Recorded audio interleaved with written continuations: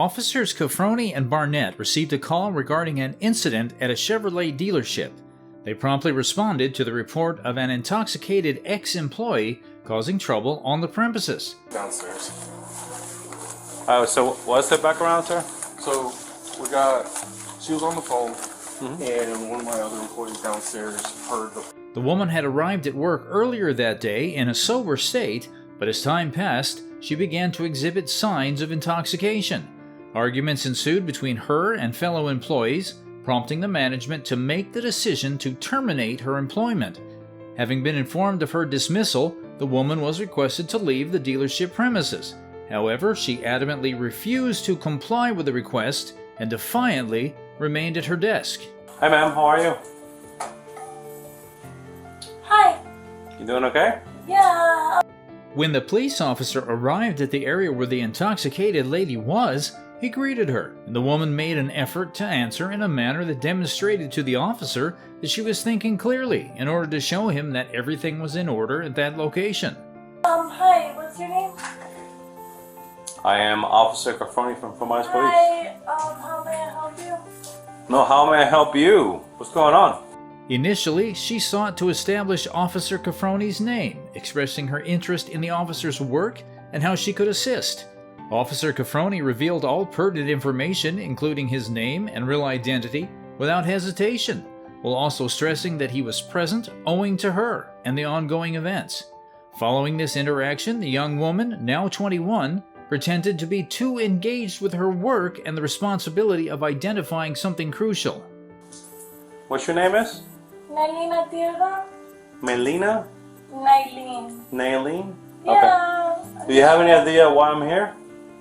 The police officers proceeded to inquire about the girl's name. Due to lingering effects of her alcohol consumption, she struggled to provide an immediate response. Nevertheless, upon the officer's second request, she managed to provide a name, stating that her name was Magdalene. From that point on, Magdalene made deliberate attempts to elude the officers' further inquiries and evade their pursuit. So, what's your title here? I'm the owner. Okay, what's her title here? She's a BDC. She works in... Following that, Officer Caffroni initiated an investigation to gather information about the proprietor of the business establishment and to determine the background of Magdalene, including her role and position within the company. The business Yeah, I'm development also in law school if you want to take down my lawyer's information. Well, I don't want to talk to you just yet. You just ignore me. Suddenly, Magdalene re-entered the conversation and vehemently objected to Officer Caffroni's efforts to obtain her personal information from the business owner, explicitly stating her desire for the officer not to proceed with such actions. Okay, So she was I want administrator your first type of and thing? last name with my... Yeah, that's her desk. Oh, okay, so I want your ID number with your first and last name so I could You're talk to my lawyer. you're gonna get it. Yes, because I'm in law school.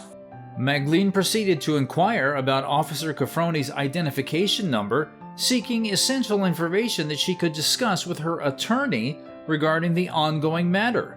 Furthermore, she asserted her enrollment in a legal program, emphasizing her knowledge and understanding of legal processes. I'm 21 and I did paralegal like a year ago. Okay, so what's your first and last name?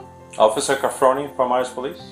First name. C-A-F-F C-A-F-F R-O-N-I. R-O-N-I. My batch number is 616. 616? Correct. What's your whole bar number? Your entire bar number? Bar number? I don't have a bar number. You just got a batch number. So you said that you went to law school and you don't have a bar number? Magdalene meticulously recorded any pertinent information offered by the officer, and when he indicated his badge number, she inquired about his bar number. The officer emphasized that he had a badge number, but not a bar number in response. This provoked Magdalene to argue with the police, expressing her dissatisfaction with his reaction. Let me just call my mom and let me just have her... You obviously aren't professional. After this, she stated that she should contact her mother and inform her of the situation. I was on the phone after I Yeah, called my her mom to said that leave. she was on the way. Her mom said she's not coming to pick her up. The establishment's owner interrupted the conversation, alerting Magdalene that a notice of termination had been issued essentially terminating her employment.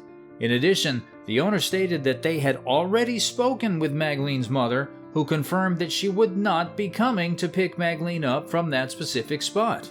Up the phone too. Okay, so I asked my mom to come on the way. Your mother told me she's not picking you up. So what's my mom's name? I don't know. She was on the phone. Okay, so let me She say doesn't speak very good English. Magleen initiated the argument, claiming that her mother was on her way to the place. Her words immediately heightened the tension and led to the escalation of the situation. So I can't call my mom and ask her to They pick me don't up? want you to use their phones, okay? So I can't ask my mom to come pick me up? You can use your phone, not mine. You have a phone? Magleen requested permission from the cops to contact her mother, and the authorities granted her permission to make the call. Following the authorization granted, Magleen dialed her mother's number and spoke with her in Spanish with her mother. Alright, we're gonna go outside. What's her name? No, eso es lo que va a pasar ahora mismo. What is it? What's your first name? Entonces. Okay, I've had enough. We're going. We're going outside. We're Are you going outside. touching me? Let's go outside. We've asked you to leave. Let's go. Have your purse. We're going outside. Let's go. Are you touching me? Yes, everyone's asked you to leave. Let's go. Upon realizing that no one in the vicinity could understand the conversation between Magleen and her mother, the officers decided to take Magleen out of the office. As the officers attempted to restrain Magleen's arms, she screamed and resisted their physical contact. Her resistance grew stronger, making a commotion in the surrounding area. She insisted on retrieving her cell phone and purse from her possession. When the officers tried to put handcuffs on Magleen, she started to resist and struggled against them.